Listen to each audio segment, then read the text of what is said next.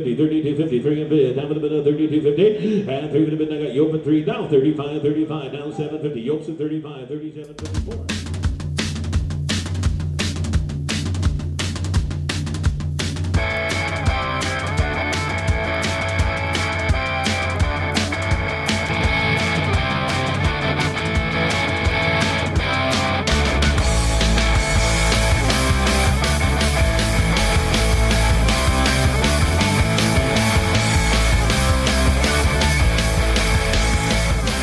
Mesdames, Messieurs, bonjour. Cette 10e émission de Power Boost en direct du site de vente aux enchères de Richie Bros va vous faire découvrir toute l'actualité du secteur.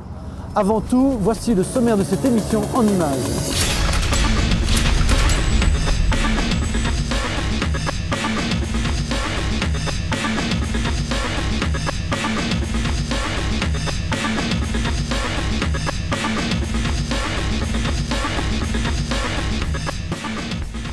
David Deiren, merci de nous recevoir ici sur votre site de Saint-Aubin-sur-Gaillon. Alors, il faut connaître le langage des signes pour venir à vos ventes aux enchères? Pas forcément. Le langage des signes, chez nous, c'est juste un show. C'est une façon de faire monter ou descendre les prix à la vente aux enchères, attirer le client et créer une atmosphère. Et c'est ce qui permet aussi à l'auctionnaire, la personne qui prend les enchères, le commissaire-priseur, de voir s'il y a un client intéressé ou qui n'est pas intéressé. C'est juste une logique de prise d'enchères. Merci. Retrouvons notre séquence news avec notre média partenaire Machinisme Actualité.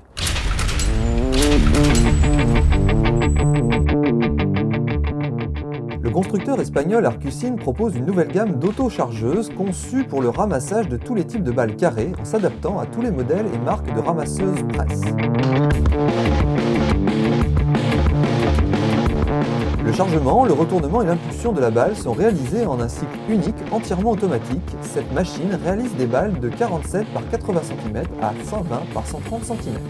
Le Roll Concept, comme son nom l'indique, est un nouveau concept dépendeur du fabricant breton Roland. Il reçoit une suspension hydroactive, un système de pesée intelligente et un débit proportionnel à l'avancement qui autorise des dosages à partir d'une tonne par hectare. La partie arrière de cet épandeur reçoit le nouveau cadre appelé TCE. Grâce au nouveau hérisson, le compost est mieux émietté et mieux réparti jusqu'à 24 mètres. La capacité de chargement est de 25 mètres cubes. 2 caméras permettent de contrôler le cheminement du produit à l'intérieur de la caisse et de guider le chauffeur lors des manœuvres de recul. Le MPE3 est un système de pesage électronique portatif sans fil dédié aux chargeurs frontaux pour maîtriser le pesage des rations animales, contrôler les mouvements de stock de fourrage. Proposé par MX, le MPE3 fonctionne par liaison radio. Il est constitué d'une console sans fil au format de poche légère, 240 grammes, et simple à utiliser et à paramétrer. Une molette intégrée à la console permet de sélectionner rapidement les 11 canaux disponibles. Un simple velcro permet d'installer la console n'importe où dans la cabine. Polyvalent, le MPE3 peut être utilisé pour un deuxième tracteur équipé d'un chargeur. Il se synchronise automatiquement sans aucune manipulation particulière. Le paramétrage du système peut se réaliser sans l'utilisation d'une masse étalon avec le simple poids de l'outil seul. Alors, toutes les machines ici présentes sur votre parc vont changer de main ce soir? Oui, toutes les 1000 machines qui sont là aujourd'hui sont toutes vendues ce soir. Les clients auront 7 jours pour nous les régler et nous paierons nos clients 21 jours après la vente. Et dans 30 jours, tout ce matériel-là sera dispersé à travers l'Europe ou à travers le monde. Place à notre séquence gros plan, images. Les chargeurs frontaux Stoll de la gamme Robust FZ se déclinent désormais pour les tracteurs de 70 à 140 chevaux. Ils reprennent la technologie des modèles pour les fortes puissances commercialisés depuis le début de l'année 2008, notamment le parallélogramme mécanique avec la réserve de cavage. Les biellettes de commande du parallélogramme de la technologie Z Cinématique sont intégrées à l'intérieur du bras du chargeur. L'association de la technologie Z Cinématique et du nouveau dessin de brancard optimise également la position du chargeur sur le tracteur. Cette version de la nouvelle série FZ bénéficie de béquilles amovibles et de canalisation hydraulique intégrée. Les Robust FZ sont construits dans un acier à grains fins et disposent de doubles bagues anti-usure avec des axes de gros diamètre. Ces chargeurs Robust FZ bénéficient de l'option Plus qui offre une réserve de cavage à commande électrique et du bénage éclair. Les autres modèles disposent d'un brancard large pour les tracteurs à gabarit avant important. Ces chargeurs sont dotés du système de suspension Stoll Comfort Drive avec vérin à piston placé dans la traverse centrale ovale. Monsieur Philippe Méret, bonjour. Bonjour. Alors merci d'être avec nous ici sur cette vente Ritchie Bros. Vous êtes céréalier, vous? Oui, tout à fait, oui. De la région? La région de l'Eure-et-Loire. Alors vous êtes habitué à ces ventes aux enchères? Oui, ben, je viens faire un petit tour tous les ans, à chaque fois qu'il y en a. Déjà, ça nous fait une sortie et on voit un peu le prix du matériel d'occasion qui est vendu. Vous cherchez une machine toute particulière? Particulière, non, mais bon, en agricole, on a toujours des fois besoin d'une bricole ou une autre. Bon, je viens voir. Vous avez déjà fait des affaires ici? J'ai fait des affaires plusieurs fois, ben, à chaque fois que je viens, j'en fais. J'ai acheté un tracteur une fois, bon, j'en suis pas mécontent. Bon, question de prix, il n'y a pas de reprise, donc il n'y a pas de garantie, donc il faut payer moins cher. Et là, aujourd'hui, vous allez acheter quelque chose? Peut-être un groupe, peut-être un autre tracteur selon le prix. Bon, j'en ai pas besoin, mais bon, s'il y a une affaire à faire, on va essayer de la faire. Merci. Nous allons tout de suite retrouver notre rubrique stratégie avec le président directeur général de Gverneland Group. Nous n'étions pas préparés à vendre Geldrop, mais l'opportunité financière a été tellement importante que cela nous a convaincus. Grâce à cette vente, nous pouvons protéger la compagnie d'un point de vue financier. C'est pourquoi nos principales dépenses actuelles concernent le changement total de la structure financière du groupe. Le groupe a aujourd'hui plusieurs emprunts qui doivent être remboursés le 27 avril 2010 et pour nous, il est très important d'être vraiment stable financièrement d'ici cette échéance. Aujourd'hui, il y a plusieurs possibilités concernant nos éventuels partenaires, c'est pourquoi nous étudions nos possibilités stratégiques. Aujourd'hui, notre plan est d'être présent sur le marché au-delà de la période de distribution actuelle avec Kuhn. Nous ne voulons pas forcément acheter d'autres compagnies, mais plutôt créer de nouvelles alliances ou encore développer nos propres produits, car nous avons de nombreuses compétences et beaucoup d'idées. De façon globale, l'argent sera dépensé de manière prudente pour s'assurer d'être à l'abri financièrement. Place à notre rubrique formation avec un reportage sur la conduite des tracteurs. C'est ici que vit Marie-Amélie, étudiante en première année. Cet été, elle devra effectuer 4 mois de stage dans une ferme et conduire un tracteur. Elle a donc décidé de rendre l'apprentissage plus facile en suivant l'initiation proposée par l'association AV2A. François est un des membres, il lui explique le déroulement de sa formation. On fonctionne par binôme. Ouais. On te met en binôme avec une personne de ta promo. On vous explique le fonctionnement du tracteur et avec vous, on fait le tour, les pneumatiques, comment régler, s'il y a un ça. problème et tout ça. Et après, donc on prend le premier élève du binôme et on fait l'évolution du parcours avec lui. Donc, dans aucun cas, on est tout seul ou Non, vous êtes toujours accompagné. Et en fait, ça dure 1h15 par binôme. Donc vous avez 3 modules à passer qui sont à la suite. Et si ça se passe bien dans le premier, on passe dans le deuxième. Et si ça passe bien dans le deuxième, ça passe dans le troisième. Les élèves doivent suivre un premier cours théorique, puis 3 modules pratiques. Le premier consiste à faire un slalom avec de la marche arrière, le second à conduire avec un outil porté, et le troisième permet aux étudiants d'apprendre à rouler avec une remorque ou un chariot. Waouh! Ok. Donc là, tu vois ici l'inverseur, ce qui va te permettre du coup donc, de partir en marche avant quand tu mets en position avant, en position neutre, puis en marche arrière. Ok. D'accord? C'est parti!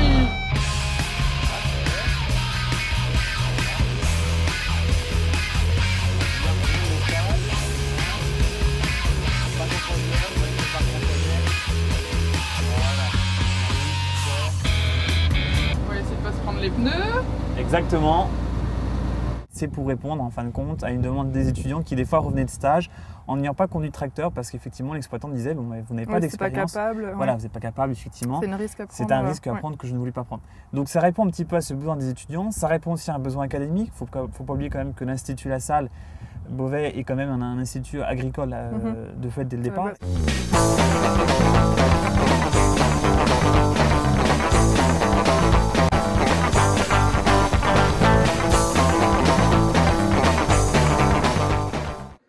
Cette formation donne lieu à un diplôme reconnu par l'État, le CICTA, le certificat d'initiation à la conduite d'un tracteur agricole. Elle permet aussi d'obtenir certains points indispensables au cursus scolaire de l'école. Aujourd'hui, les membres d'AV2A proposent d'autres projets comme des expositions de matériel agricole et à l'avenir, l'association souhaite organiser un prix photo et des forums métiers pour faire découvrir le machinisme. Simplement, est-ce que vous pouvez nous dire si ce type de vente volontaire de matériel a-t-il un engouement en France et notamment dans le secteur agricole? Depuis 2006 qu'on a démarré en France, on a de plus en plus d'agriculteurs qui viennent acheter du matériel de travaux publics. Au niveau de la machinerie agricole, on a 5-6% de notre chiffre d'affaires est dans ce type de matériel. On va dire qu'aujourd'hui, le marché n'est pas assez mature pour mettre du matériel agricole dans nos ventes aux enchères, mais ça commence de plus en plus avec la crise, justement, et surtout avec on va dire le nombre d'acheteurs internationaux qui viennent acheter du matériel agricole sur nos plateformes. Quel est le gain possible qu'on peut faire sur un tracteur, par exemple, de 200 chevaux qui pourrait être présent sur votre parc et le même produit sans garantie dans un marché de l'occasion classique? Est-ce que vous pensez qu'on peut faire un gain? Je pense qu'on peut faire un gain de 10 à 15%, voire 20% sur un type de matériel, mais ça dépend du moment et du marché et du type de matériel. Mais je pense que oui, il y a un intérêt à l'achat et un intérêt aussi à la vente. Ça dépend des produits et du marché. Actuellement, je pense qu'on peut plus faire un gain à l'achat chez nous que sur le marché des concessionnaires parce qu'ils ne sont pas prêts encore à sacrifier les marges d'occasion. Pensez-vous que ce type d'investissement de mécanisation peut avoir un avenir? Est-ce que vous pensez qu'un exploitant, par exemple, peut se mécaniser à 100% en venant à une vente aux enchères chez vous? Je pense pas. Je pense qu'il peut se mécaniser à 40-50%, avoir des produits annexes, parce que le matériel neuf, il en aura toujours besoin pour faire de la production. Parce que la production, ça se fait toujours avec du neuf et avec du matériel de plus en plus performant. Et aussi, il y a une autre chose qui arrive aujourd'hui, c'est l'environnement. La majorité des tracteurs agricoles de nouvelle génération de matériel, c'est des nouveaux types de moteurs, etc. Mais je pense que les produits annexes, ça veut dire le télescopique, la mini-pelle, certains tracteurs qui sont des tracteurs de secours, oui. Mais complètement mécanisé, ça serait plutôt des pays émergents qui se mécanisent complètement chez nous. Mais en France et en Europe occidentale, je ne pense pas qu'on arrivera à ce terme, en moins de prendre le métier de concessionnaire, de vendre du neuf complètement à l'enchère. On est installé ici en Normandie. Est-ce que vos ventes drainent des exploitants agricoles de toute la France ou est-ce que vous mécanisez plus des gens de la région de Normandie? On va dire qu'il y en a de toute la France, mais qu'il y a une majorité qui se reste sur l'ouest France, on va dire, pas que la Normandie, mais il y a des gens aujourd'hui, des agriculteurs qui viennent du Jura, il y a des gens qui sont du sud, là, qui sont Miramar, qui sont agriculteurs, qui viennent acheter des compresseurs, mini-pelles et un tracteur de 150 chevaux. Donc il y a des gens qui viennent de partout. Après, ça dépend de l'attrait du matériel, s'il y a du matériel récent ou de l'intérêt de ce qu'ils ont, de ce qu'ils recherchent surtout. Mais on a de plus en plus de gens qui viennent de partout. Comme on communique dans la presse agricole, on a des gens aussi qui sont venus de Corse à la dernière vente pour acheter des tracteurs agricoles, quoi. Donc, le comportement de vos clients a-t-il changé depuis le début de la crise, aussi bien des vendeurs que des acheteurs? Le comportement des vendeurs, on va dire qu'ils sont beaucoup plus conservatifs parce que c'est de la vente sans réserve qu'on fait, donc il n'y a pas de prix minimum, donc c'est le marché, donc il y a une crainte. Mais au niveau des acheteurs, depuis le début de l'année, on attire sur nos plateformes européennes, même aux États-Unis, 30-40% de nouveaux acheteurs, on va dire de gens qui achetaient du neuf au préalable et qui achètent de plus en plus d'occasions récentes parce qu'ils n'ont pas forcément de visibilité. Et surtout, ils ont un problème de finance. C'est-à-dire qu'ils ne vont pas acheter un tracteur à 150 000 € parce qu'ils ne trouvent pas le financier. Donc, qu'est-ce qu'ils vont? Ils vont acheter un tracteur à 75 000 € sur un marché d'occasion. Là, on va dire que l'occasion aujourd'hui, depuis 3-4 mois, le premier trimestre 2009, pour Ritchie et pour nos clients, parce que ça ne nous appartient pas, est, on va dire 8-10% supérieur au dernier trimestre 2008. Donc, il y a un changement de mentalité, et c'est dans toute l'Europe. En France, vous voyez, aujourd'hui, il y a 750 personnes, on a 1000 lots. À la dernière vente, on avait 2500 lots et on avait 500 personnes. Donc il y a quand même eu un changement juste en 3 mois. Il y a plus de gens à l'enchère parce qu'ils veulent faire des affaires, acheter moins cher ou acheter autre chose et pas du neuf, surtout parce qu'ils n'ont pas forcément les moyens. David Dairel, merci de nous avoir reçus et de vos réponses. C'est moi qui vous remercie. Au plaisir. Ce tractopelle des années 70 nous invite à retrouver notre rubrique rétro sur l'histoire du constructeur italien Laverda. En 1873, Pietro Laverda fonde son premier atelier artisanal de production d'outillage agricole, de machines de vinification et d'horloges pour clocher. En 1905, l'entreprise se fixe à Brégances qui devient son siège social pendant plus de 70 ans. L'usine produit divers matériels comme des batteuses manuelles, des broyeurs de paille ou encore des égreneuses à maïs.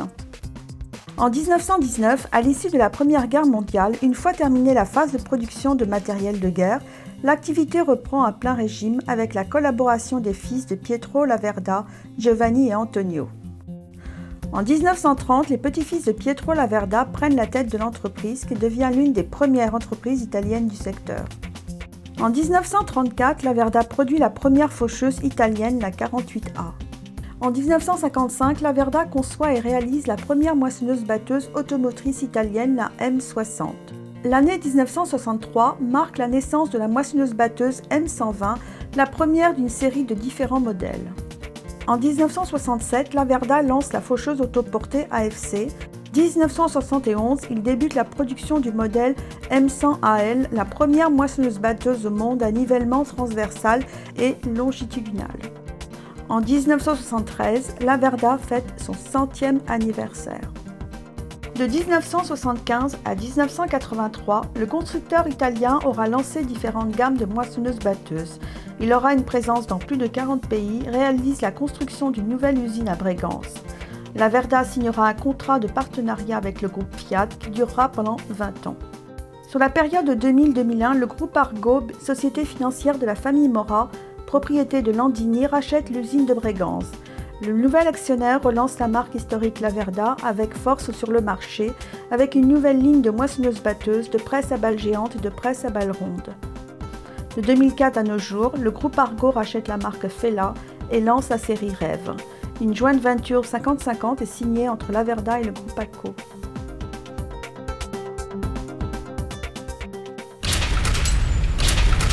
Qui est aux commandes de l'agriculture de France? C'est le thème du prochain dossier de notre magazine partenaire Agriculture et Nouvelles Technologies. Vous pouvez aussi continuer de vous informer en lisant notre autre magazine partenaire, Tracteur, Passion et Collection, qui consacre son prochain dossier à la passion du machinisme autour du CIMA 2009. Et surtout, n'oubliez pas de jouer à notre jeu concours mensuel en répondant à la question « Qui a inventé la machine à vendanger à système de battage ?» Vous pouvez répondre dès maintenant sur notre site www.powerboost.info avant le 20 avril 2009.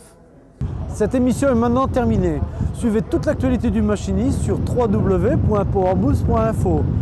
Rendez-vous le mois prochain.